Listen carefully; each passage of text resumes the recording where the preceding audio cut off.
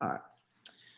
Hello, welcome back to the 4th and 25 show. I'm your host, Will Kennedy. Today we are joined by a special guest, the host of the Morning Rush radio show, Ty Richardson. Ty, thank you for being on with me today. Will, thanks for having me, man. Excited to talk a little bit of everything today. Absolutely. So my first question is, what are some challenges in doing a morning radio show? I think it starts with the time you wake up. I wake up every morning at 4:15. Just getting used to that rhythm takes a few months. At least it did for me. Some can adapt to it relatively quickly.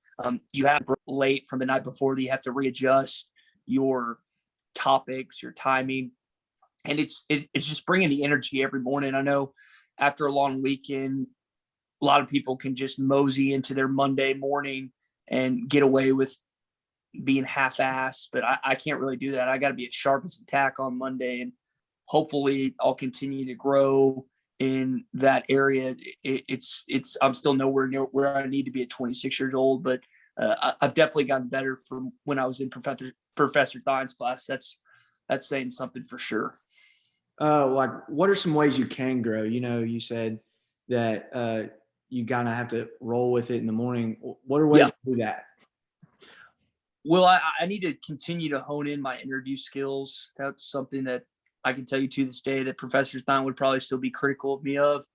I need to continue to be as creative as I can with different segments, think about different sports angles on a particular topic that haven't necessarily been approached before. And I just need to continue learning the ins and outs of sports radio. Got into this industry early, which I was fortunate enough through a few connections and hard work, but I'm nowhere near I need to be. No one's ever completed whatever job they're in. There's a lot of different areas I can grow in, and hopefully I won't become too cocky or arrogant when I'm unwilling to listen to others, have constructive criticism when certain things I do, I'd say. Do you ever go back and listen to your broadcast from like the day before? Yes. So we have the Hit That Line podcast network. I try to listen to the day show every single day if I can, sometimes 5 minutes, sometimes 10 minutes, sometimes 15 to 20, just to pick up on different verbal cues that I overuse or fillers. I've definitely improved in that area over the years, but there's certain irks that I have of myself that I'm trying to get better at. And you'll notice, Will, as you continue to do this, there's certain things you say and do that drive you crazy because you can't help it sometimes. And hopefully I'll continue to nix out as many of those different fillers as possible and continue to grow as a broadcaster. What are some of the fillers right now that you're trying to filter out? As far as that goes, I say that way, and it drives me nuts. As far as that goes, I've gotten better about pausing instead of saying but there's still times that I do that. When I get excited, I tend to talk too fast, and I have to remember that it's hard sometimes for my audience to understand me when I'm speaking a million miles an hour. There's a variety of ones, Will, and I can probably pick out a new one every single day that I get irritated with. It's just about trying to knock those out of your radio hits, interviews as much as you can. You're never going to have a perfect broadcast or a perfect interview, but you want to make your mistakes as minimal as possible. And hopefully I'll continue to do that moving forward. If you're just joining us, we're on with Ty Richardson, the host of the Morning Rush. Ty, what is something you wish you knew before getting into the broadcast business?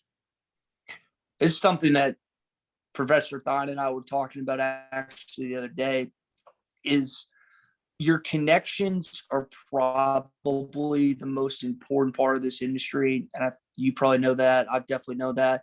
But one thing I wish that our department in sports, not sports journalism, but our broadcast journalism department would have hit more on, or just hit on at all, because we didn't go through this part of the curriculum, is selling yourself to a client, to an owner, to a potential employer. That is a huge part of this industry, and not just the selling of yourself, but the selling of yourself to make a profit, make a commission. I've been able to get clients and build relationships, not just the selling side or just the program and production side, but blended those together. And I wish that I would have learned about that sooner, because I think I'd be a lot further along in that area if I'd started to pick up on those and learn those different types of things, not just in college, but early on when I was working in sports radio. How have you what are some things you do to sell yourself? What have you learned? I think it's about being unique. It's about being someone that is recognizable. I'm still early on in this industry, so there's people like, say, Clay Henry or Bo Matting. I'm just trying to go down like Clay for writing, Bo for radio, television, Mike Irwin. There's much more established people than I am. So as a young person, you have to be seen as credible, because people already knock you because your age, right? Like they think, oh, this 26-year-old kid doesn't know what he's talking about. Well, why don't you listen to what I'm saying before you just automatically take me out of your sports medium just because of my age? Like it's the equivalent of it just doesn't make a lick of sense to me. So you have to establish your credibility, make sure your facts are correct. Not your opinions don't always have to be correct, but your facts always do. And it's just about the friendships that you grow and blossom that can eventually sometimes build into financial partnerships or partnerships in radio or whatever sports journalism, sports broadcasting you're wanting to get into. It's always important to keep those connections and follow through on things you say you're going to do, because you never know what. And I don't make friends just for financial benefits, but they have, some of those friendships have turned into that. And I'm very, very appreciative of not just the ones that I do business with, but my friendships that I have in this industry and outside of this industry. You mentioned being credible. Even though you're on radio, do you still consider yourself to be a journalist? No, that ship sailed a long time ago. I'm anything but a journalist. What we like to say, Will, in sports broadcasting, there's three forms. There's the journalists, the print guys, the Tom Murphys, the Bob Holtz, and then there's the television, which is a step below them. And then there's sports radio, which is like the lowest form of sports broadcasters. And we say that in a joking manner, but for me, it's a combination.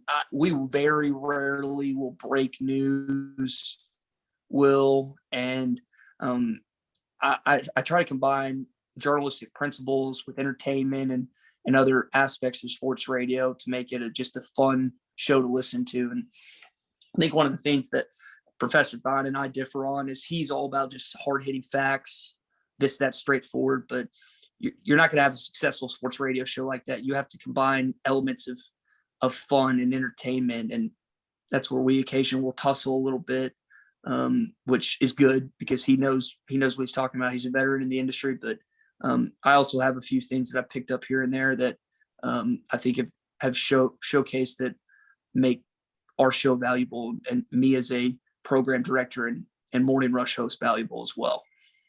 How big of a role does social media play in your massive, Will? I have been able to explain to clients, explain to different members of just our audience base how important that is, because it's huge. We have grown our audience not just statewide outside of our traditional radio listening areas, but nationally. We had people listen in Japan. We had people listen in California. We had people listen in Florida because of our live video shows that stream on Facebook, YouTube, Twitter, and Twitch. Our podcast network is the number one sports podcast, if I could talk, sports podcasting network in the state of Arkansas. And those elements are on social media and plastered in those areas. They're vital to our show, and they will continue to be as we continue to grow technology-wise in this country and specifically here in Arkansas. How do you continue to grow your social media presence?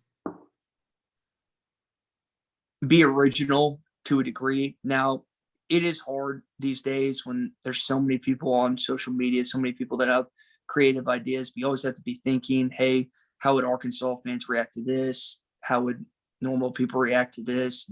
Every once in a while, stir the pot just to stir the pot. Now, I'm not going to go out and just have a take like Eric Musselman's the best basketball coach in college basketball, because that's just not true. Like, I try to stay away from those takes that I don't think are actually what I actually believe, but it's okay to stir the pot every once in a while, as long as you believe in what you're saying, just to rile up people a little bit. You don't want to be the hot take guy where you do that every once in a while, but conflict is good. Will, the phrase no bad publicity, there's no such thing as bad publicity, to a degree. I mean, as long as you're not using racial or derogatory or like homosexual slurs, stuff like that. I think there's a line that you can't cross, and I haven't crossed it to this point. And hopefully I don't plan on getting canceled anytime soon. So you got to be smart about what you say on social media, but you have to have fun with it too. You can't just be the boring touchdown Arkansas. You have to be creative in that area. For someone who critiques you, do you let that bother you at all? I think one of the things, my dad got Twitter about a year or two ago, and I told him, I was like, Dad, there's going to be people that come after me on social media that you just need to not say anything. And he understood that. And I was a little worried that he might find that, because I think I was mentioning age earlier. That's something people just automatically knock you for, is your age. You say you don't know, or you didn't play college football, so you don't know. There's just things people say, like the typical, hey, you didn't do this, so you don't know about this. And I think as long as it's not over the top, it's not the same guy over and over again. I mean, there are people that just won't like you, or they'll say they don't like you on social media, and then in person they're like not in awe, but like, hey, I'm so-and-so, good to meet you. People are very different behind a keyboard, behind an iPhone, behind an iPad than they are in real life. And that's one of the things I've come to notice. They might be mean-spirited or vengeful through social media, but in person, you're very rarely going to have someone that's like in your face and saying these type of things. I've yet to encounter that. I've had people look at me weird, but I mean, if you let that bother you, then you're in the wrong industry. Well, it's part of it. It's always going to be part of it. It's amplified because of social media. I think I've done a pretty good job of not letting that stuff bother me. It's just when it's continuous, that's when I get a little irritated and annoyed. But you gotta be the bigger man in that situation, to be honest. With podcasts and like other streamable media right now, where do you see the radio business in 10 years? It's a great question. And my boss and I, Tommy, were talking about that the other night. Podcasts through the year 2023, if I remember the percentage correctly, it was supposed to increase by 1,600%. And that is a massive number. And you're a little younger than me. You probably listen to, like, what's your favorite podcast? The Hog Pod with Bo Magna. Okay.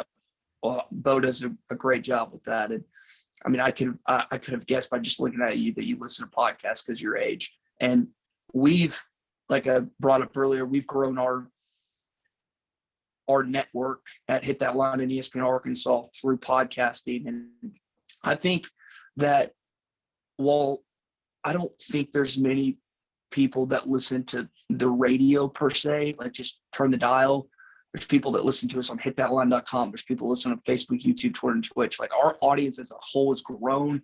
It just might have shrank just a little bit on just normal radio.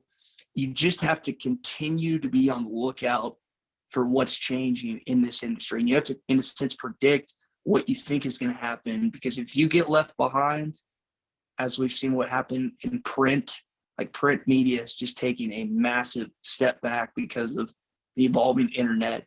We can't allow ourselves to be what print is suffering through right now. You always got to be on the forefront of what's coming. I think Tommy, me, and SmackDown, Matty T, Phil, everyone here at ESPN Arkansas, we've done a good job of looking ahead of what's to come, and we just need to continue to do that moving forward.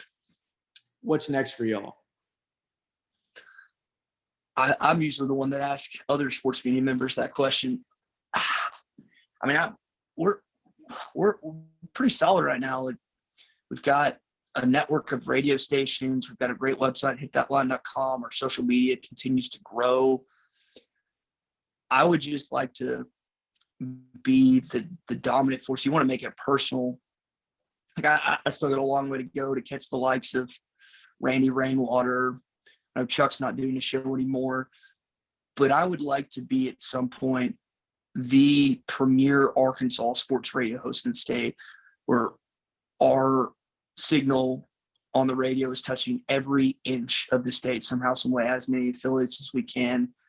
I want people, when they are wanting to listen to Arkansas sports radio after a big time win, heartbreaking loss, new coaching hire, whatever it may be, I want one name to resonate with them over anyone else. So that's Ty Richardson. Like I said, I am a long way off from that. I've got a lot more of years before that comes a reality. Hopefully it actually becomes a reality. But you just got to continue to string together good shows, because one bad show can hurt your credibility. You just can't have those. And it's hard to realize that sometimes, but you just got to keep persevering through and through every single day when it comes to 3 hours of morning sports talk radio. Well, Ty Richardson, thank you so much for joining me today. This has been Will Kennedy for the 4th and 25 show. We will see you next time.